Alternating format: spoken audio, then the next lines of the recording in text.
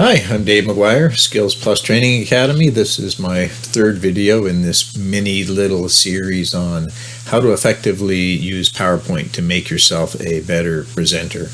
In the first video, we focused on how to really use your text bullets in a very advanced way to make sure that people are only focusing on one bullet at a time to really make your point. Second video, we showed you pretty smooth, tricky ways to enter and exit images off a screen to again, provide a lot of dynamic visual display and presentation to your presentation, but also to make it more engaging and to help people focus on that one point you're trying to make at a time. This final video for this little three-part presentation anyway is going to be on morph transitions. I have to move because this title slide wasn't meant for a video recording. So we're going to focus on morph transitions. Morph transitions is a new addition to PowerPoint. I'm going to guess within the last year or two. So many people probably still don't know about it. I think it was a competitive response to Prezi, because Prezi had a lot of dynamic movement between slides. So they incorporated Morph, and it really is a nice way to look professional and creative at the same time, quite dynamic. So what I'm going to do is I'll show you about 8 slides in a row, and every slide I have has a form of morph to it. In morph transitions, it's not a fancy way to build an animation on a slide. Transitions are from one slide to another. So essentially what you're doing is you have 2 slides with similar content back to back, but you reposition or resize the images or text, and it recognizes that those are common elements, and then it will morph from one slide to the other in terms of anything that's been resized or repositioned. So that's the concept. So again, if you watch the arrow in this first slide, this is a good, better, best scale, and you'll see the arrow move to the best range. Now if I go again, and that was a morph transition, you didn't even realize I went from one slide to another. Then this one, it totally moved the arrow in terms of direction and resized and repositioned the scale. So then I would go through content like this. I could bring up another bullet point, and you'll see there's a nice smooth transition. There's a motion effect when it morphs like that. I'll go a third time, and it brings up another talking point, and the arrow is moved to a different part of the scale. And again, it's a nice smooth motion to it. You can control the speed of that as well. I'm obviously not going to go through the actual talking points. I'm just demonstrating morph. So there's another reposition of it. I bring up some talking points. Now I'm going to go to another slide, and again, and in this one you need to see I need to move. You need to see this other logo in the bottom right hand corner. It's going to move as well. I'll try and go right here so you can see all the movement. So you can see that one and the text switched places and resized. Again, nice smooth motion to it as you go. And again, most people don't even realize you're going from one slide to another. They assume these are animations on one slide. Then I go to the next slide. It repositions again. That one didn't have a morph. This one does, so it increased. I go through a few more talking points, and it morphs one more time. And we go through another, we've got more bullet points, yada, yada, yada. Again, I'm just here to demonstrate. These are slides I've used in previous presentations. So what I'll do is I'll now demonstrate this to you.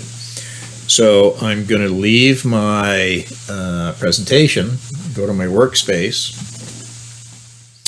So if you look at my series of slides here, you'll see, and what I can do, by the way, is I'll make this larger so you can see my slides better. So you can see that here I've got the first slide. Here I've got the second slide. And again, they're the same elements, just repositioned in this case.